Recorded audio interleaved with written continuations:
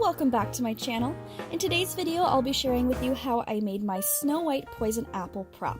Before we get started, go ahead and hit that subscribe button for more cosplay tutorials. So I took a red plastic apple from the Dollar Tree and chalked out a skull shape onto it.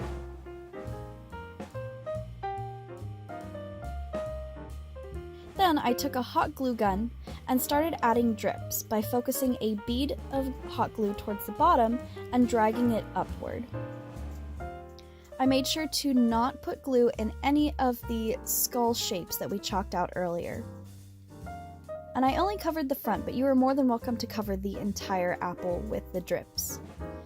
Once I got the first layer done, I went back and added some thicker drips on the top for dimension. Once I was happy with the shape, I painted it with two colors of acrylic paint. The base was a green metallic of a deeper hue, and the highlights were more of a candy apple to really sell the dimension. You could also go back in with some black and brown for shading, as well as seal it with some acrylic sealant spray. However, I have found that it worked perfectly fine with just the acrylic paint and have not had any chipping. Once you have finished highlighting your poison drips, then you are done and ready for a magical Snow White shoot.